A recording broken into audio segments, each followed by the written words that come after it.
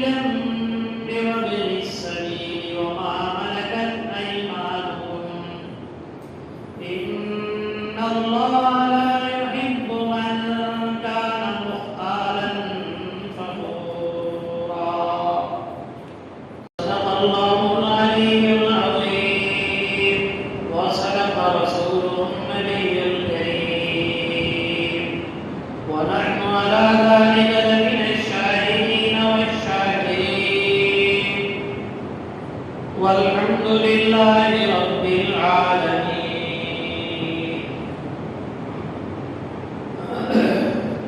گزشتہ آیات میں میاں بیوی کے حقوق کو بیان کیا جا رہا تھا. مردوں کو اللہ نے حاکم بنایا، ذمہ دار بنایا، اس وجہ سے کہ وہ عورتوں پر خرچ کرتے ہیں. اللہ نے ان کو فضیلت دی ہے، لیکن اس کا یہ مطلب ہرگز نہیں ہے کہ وہ عورتوں پر بےجا ظلم کرے.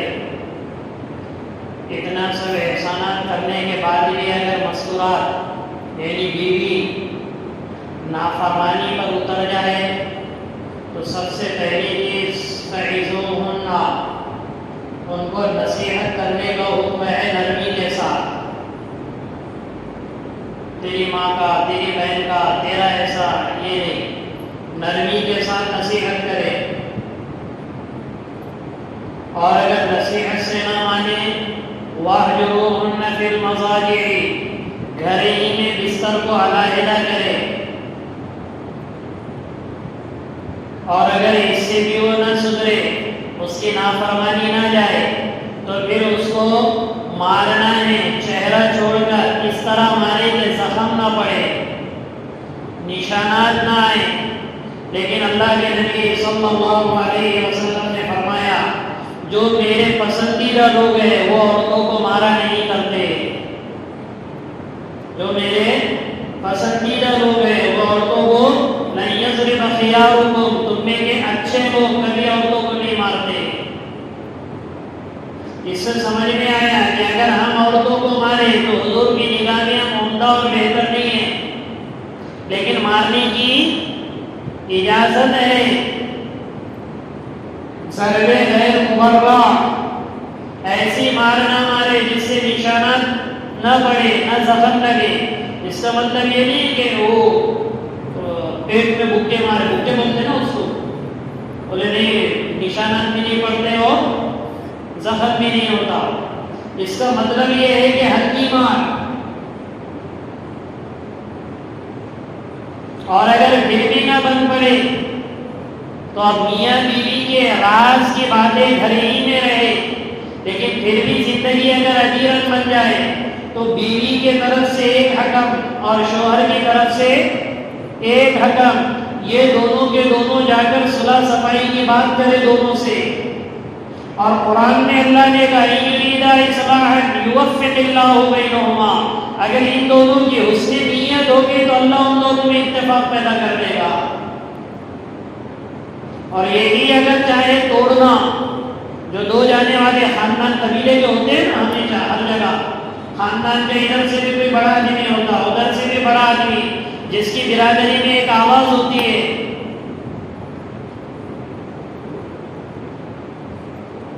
اگر اس کا ارادہ ہو، اللہ کہے گا یوفق اللہ بینہما، ان دونوں کے درمیان اللہ اجتماعیت پیدا کر دے گے. بعض مرتبہ چائے سے زیادہ کیتلی گرم ہوتی ہے. میاں بیوی کے اتنے آپس میں ان دونوں کو الگ چھوڑ دو، دیکھو ہنستے کھیلتے رہے. ادھر بیوی کا بھائی ایسا اچھلتے رہتا، ادھر سے شوہر کی ماں یا اس کا بھائی وہ ادھر سے اچھلتا رہتا. بیچ میں لوگ تو ہوا دینے والے ہیں، گری ہوئی دیوار کے اینٹ بھی اٹھا کر لے کر چلے جانے والے لوگ تو ہر محلے میں. وہ گری ہوئی دیوار کو کھڑے نہیں کرتے، وہ دیوار گری ہے تو کہتے اچھا 2-4 منٹ اپن بھی نہیں کر جائے گا، ایسے لوگ ہیں. بھٹکتا ہوا اور اصلاح نہ چاہنے والے بھی لوگ معاشرے میں، اس لیے جب حکم بنائے تو ان دونوں کی نیت دونوں میں اتفاق پیدا کرنے کی ہو۔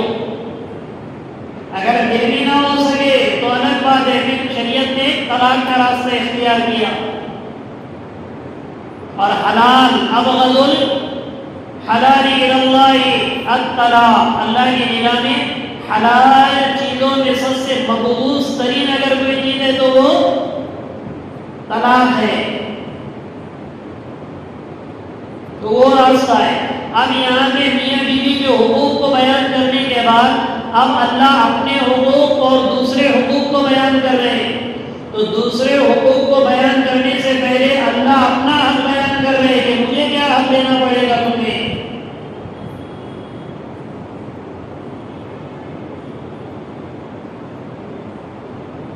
کیونکہ مسجد میں آنے کا گیٹ بھی اگر مین لاک رہا تو اندر آئے گے، ادھر پڑھیں گے ادھر پڑھیں گے نماز، گیٹ کھلے گا تو اندر آئیں گے، اللہ کا حق ادا کریں گے تو دوسروں کے حقوق کو ادا کرنا آسان ہوگا۔ اللہ ہی کا حق ادا نہیں کریں گے تو دوسرے کے کیا حق ادا کریں گے؟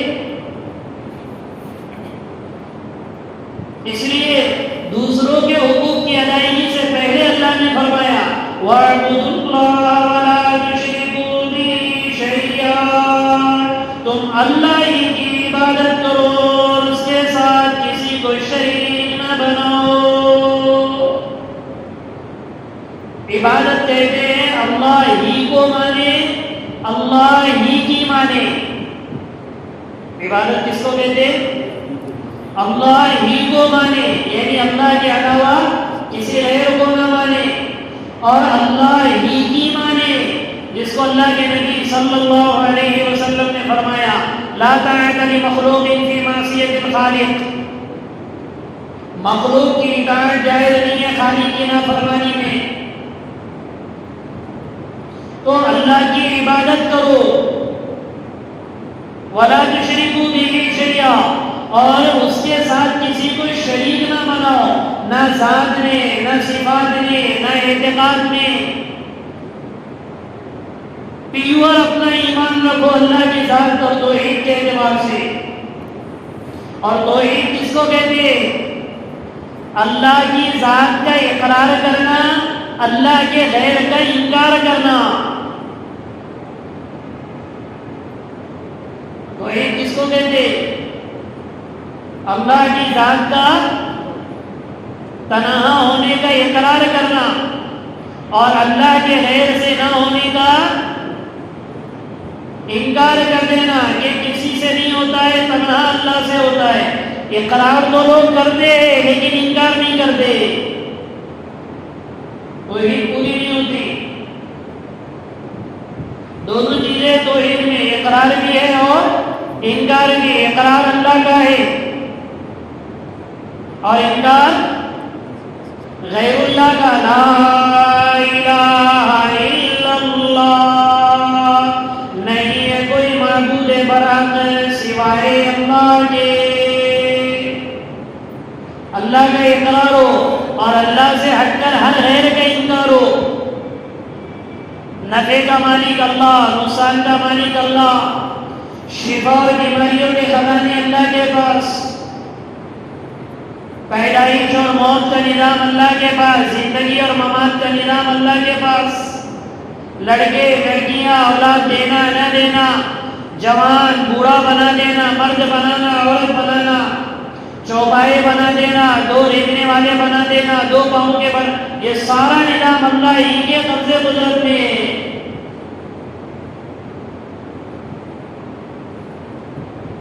جب اللہ کا اقرار آئے گا، غیر اللہ کا انکار آئے گا، تو ایٹومیٹکلی آدمی اللہ کی عبادت پر آمادہ ہوگا، ورنہ اللہ کی عبادت کیسے کرے گا؟ اللہ کو نہیں پہچانے گا۔ اس لیے تبلیغ میں کہا جاتا ایمانیات کو خوب بولو، اللہ کی پہچان مخلوق میں خوب کرو۔ اللہ کو پہچانیں گے تو اس کی عظمت دل میں آئے گی، اللہ ہی کو نہیں پہچانیں گے تو عظمت کیسے آئے گی دل میں؟ ٹو ویلر پہ ہم جا رہے، آپ کے امام صاحب یا یہاں محلے پہ کوئی بڑے آدمی ہیں روڈ پہ کھڑے ہوئے، چاہے آپ کتنی مصروف کیوں نہ ہو، چلتے ہوئے گاڑی کو روک دیں گے آپ اور کہیں گے بیٹھ جاؤ، ارے بولے بھی نہیں بولے، کیونکہ امام صاحب کی عظمت کا پتہ ہے، تو چلتی ہوئی گاڑی روک کر ان کو بٹھا کر آگے چھوڑیں گے۔ اور اگر کوئی دوسرا آدمی ہو جو امام صاحب کو نہ پہچانتا ہو تو کتنی بھی جگہ گاڑی میں ہوگی تو گاڑی روکے گا اور دیکھ کر روکے گا، کیونکہ پہچان ہی نہیں ہے۔ ایسی اللہ کی پہچان ہوگی تو اللہ کے حکم کو پورا کرنا آسان ہوگا۔ اللہ کی پہچان ہی نہیں ہے تو حکم کو مؤذن اذان دیتا ہے، کتنے محلے بالغین میں لوگ ہیں، کتنے نماز میں آتے، کتنے گھروں پہ، کتنے چوراہے پہ، کتنے چوکھٹوں پہ، کتنے روڈوں پہ، کتنے دکانوں پہ، اور کتنے اللہ کے گھر میں آتے، وقت کا پتہ، مؤذن کی اذان سنی، کوئی مصروفیت نہیں ہے کہ اس کے باوجود بھی اللہ کے گھر میں نہیں آئے، کیونکہ پہچان نہیں اللہ کی کہ کون بلا رہا ہے مجھے اللہ کے گھر میں۔ تو آدمی اوروں کے حقوق کب ادا کرے گا؟ جب اسے اللہ کا حق ادا کرنا آئے گا، اور اللہ ہی کا حق ادا کرنا اسے نہ آئے تو وہ اوروں کے کیا حقوق ادا کر سکے گا؟ اس لیے پہلے اللہ نے فرمایا کہ اللہ کے ساتھ کسی کو شریک نہ کرو، اللہ ہی کی عبادت کرو، اور پھر فرمایا وَبِالْوَالِدَيْنِ إِحْسَانًا، اور والدین کے ساتھ حسن سلوک کرو۔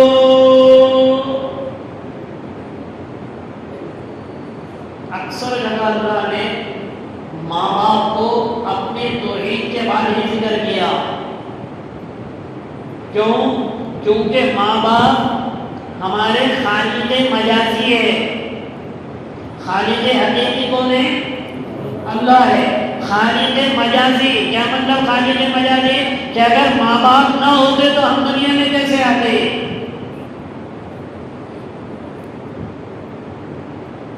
خالق مجازی ہمارے ماں باپ ہے، اس لیے اللہ نے اپنے حقوق کے بعد ہی فوراً ماں باپ کے حق کا ذکر کیا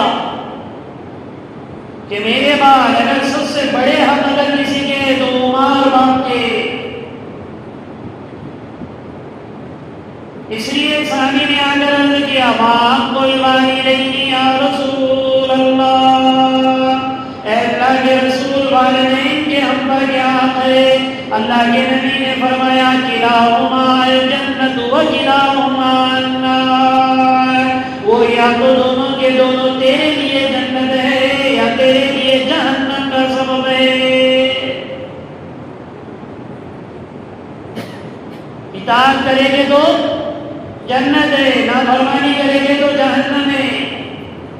جن کے ماں باپ حیات ہے اللہ ان کو عمر دراز نصیب فرمائے، جن کے دنیا سے رخصت ہو گئے اللہ ان کو جنت الفردوس نصیب فرمائے۔ یہ کوئی معمولی اپنے ماں کا الگ ہے، ماں کا 3 گنا بڑا ہوا ہے باپ سے، ماں کا حق باپ سے 3 گنا بڑا ہوا ہے۔ ایسا نہیں ہے کہ یہیں پہ کوئی حق ہے اور باپ کا حق بڑا ہوا ہے، حق تو دونوں کا ہے۔ ایک صحابی نے عرض کیا ماں کا حق بڑا ہوا ہے یا باپ کا حق بڑا ہوا ہے؟ حضور نے فرمایا تیری ماں کا، پھر فرمایا کس کا؟ کہا تیری ماں کا، پھر فرمایا کس کا؟ کہا تیری ماں کا، پھر چوتھی مرتبہ کا، پھر تو کہا تیرے باپ کا۔ اس سے فقہاء نے مسئلہ نکالا کہ 1% اگر باپ کی اگر خدمت کر لے تو 3% ماں کی خدمت کرے۔ لیکن فطرت اور طبیعت ایسی ہے کہ آدمی باپ کی تو خدمت کرتا لیکن ماں کی نہیں کرتا۔ اندازہ کرو سارے مسئلے حل کرائے گا باپ سے نہیں کروائے گا، کس سے کرائے گا؟ امی سے کرائے گا۔ پانی دو کس کو بولے گا؟ کھانے کے لیے بیٹھا تو پانی دو کس کو کہے گا؟ باپ کو بولتا۔ کس کو کہنا؟ امی پانی دو، امی کھانا دو، امی دسترخوان لگاؤ۔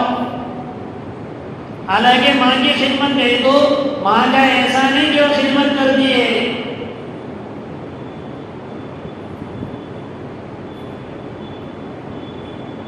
اس لیے والدین کے ساتھ اس نے سلوک.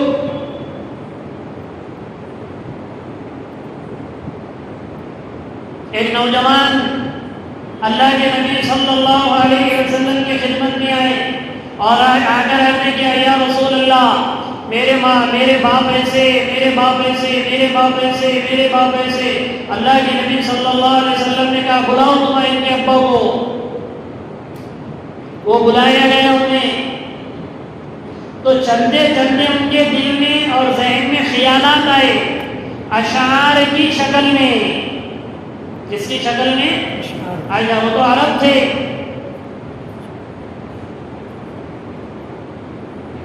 پتا چلا کہ اللہ کے نبی کی خدمت میں میرے بیٹے نے میری شکایت کی تو ایک دکھ میں ان کے ذہن میں اشعار گردش کرنے لگے. جبرائیل علیہ السلام تشریف لائے اور اللہ کے نبی صلی اللہ علیہ وسلم سے فرمایا یا رسول اللہ اس کا مقدمہ سننے سے پہلے وہ اشعار سنیے جو اس کے ذہن اور دماغ میں آئے.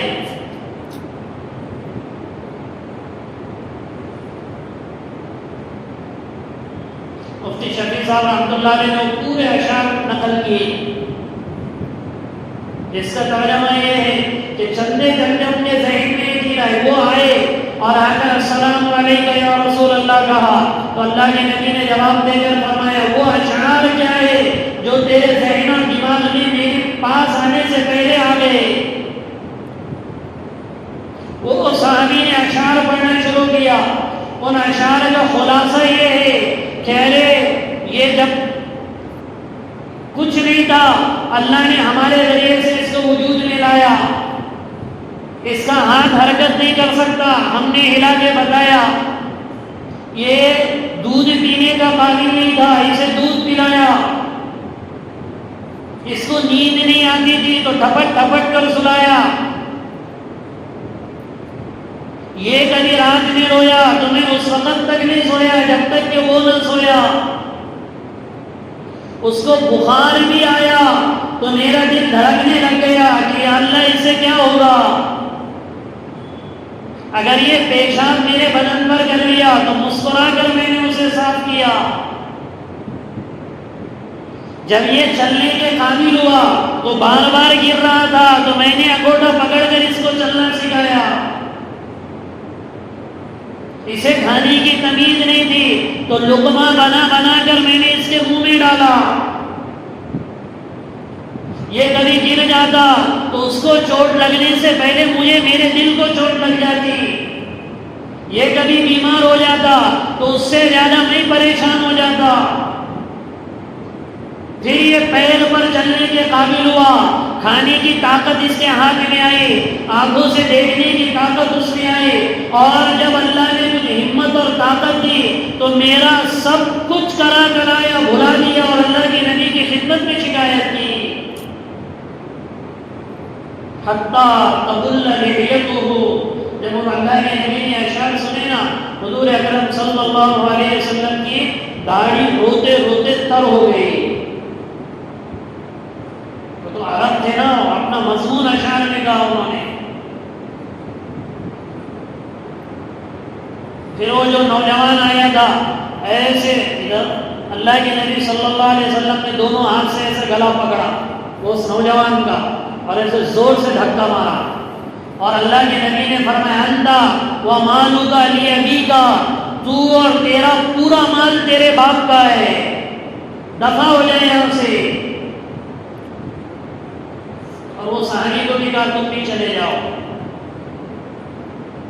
تو یہاں تک والدین کا احسان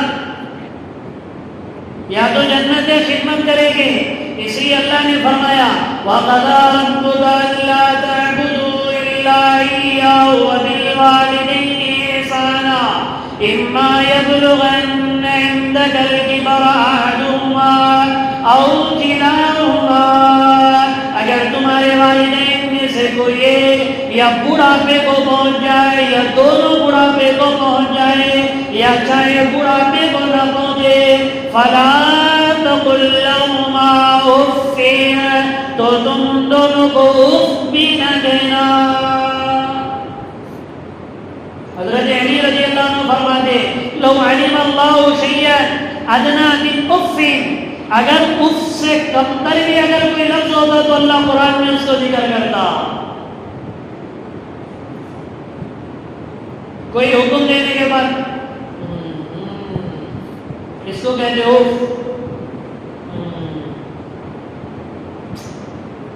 یہ ہے اف، بولنا تو بہت بڑا گناہ ہے. یہ جو ہے نا اس کو کہتے اف، چونکہ لفظوں میں نہیں آ سکتا نا اس لیے قرآن نے اف کا لفظ لایا، ورنہ اصطلاح ایسا تھوڑی کہے گا، اس میں الفاظ تھوڑی ہیں، یہ لفظ ہے کوئی لیکن اشارہ ہے ناگواری کا.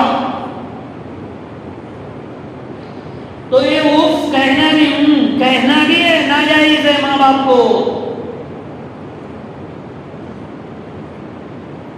اتنا اس نے سلوک وَاخْفِضْ لَهُمَا جَنَاحَ الذُّلِّ، جیسا پرندہ شکار ہونے کے بعد اپنے پر ڈال لیتا اور ایسے چہرے کو جھکا دیتا ہے، ایسے ماں باپ کے سامنے جھک جانا ہے.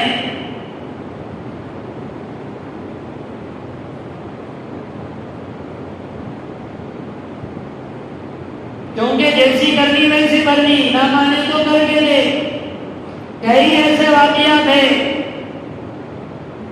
باپ کو گھسیٹ کر دروازے کے باہر تک لا رہا ہے تو باپ کہہ رہا ہے نہیں بیٹے میں نے میرے باپ کو دروازے میں نہیں گھسیٹا، تو بیٹا کہہ رہا ہے حقوق الوالدین کے واقعے میں لکھے ہوئے، بیٹا کہہ رہا ہے ابا تھوڑا آگے تک میں تھوڑا سود کے ساتھ وصول کر رہا ہوں.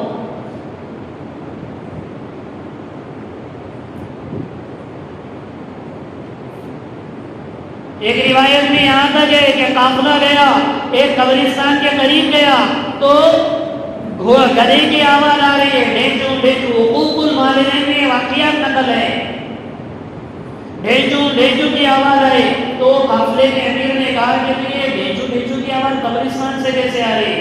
تو کہنے لگے ایک نوجوان کا انتقال ہوا، اس نے زندگی میں ایک مرتبہ اپنی ماں سے کہا تھا گدھے کی طرح آواز مت نکال، مرنے کے بعد سے اس کے قبر میں گدھے کی آواز آ رہی ہے.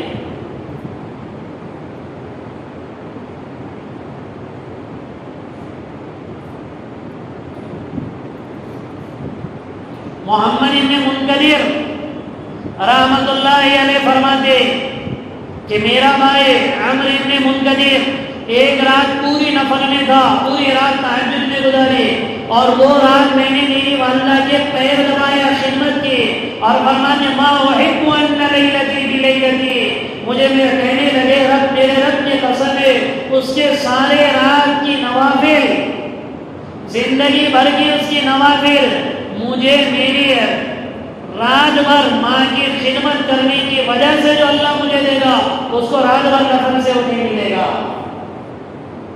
کہتے تھے مجھے زندگی بھر کی بھی اگر وہ نوافل دے گا تو نہیں دوں گا.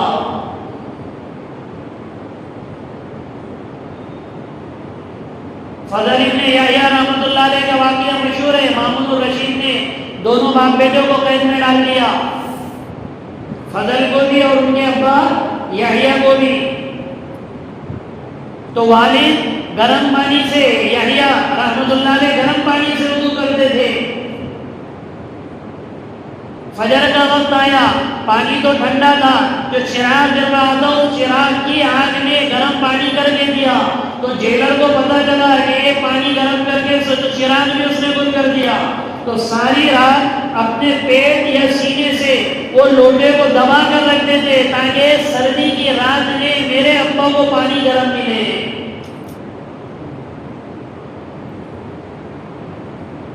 کیونکہ پوری رات اس طرح بیٹھ کر گزار دیتے. عبداللہ ابن عمر رحمۃ اللہ علیہ کو طواف کرتے ہوئے ایک آدمی اپنی ماں کو کندھے پر اٹھا کر پورا طواف کر رہا تھا تو مسکراتے ہوئے کہا ابن عمر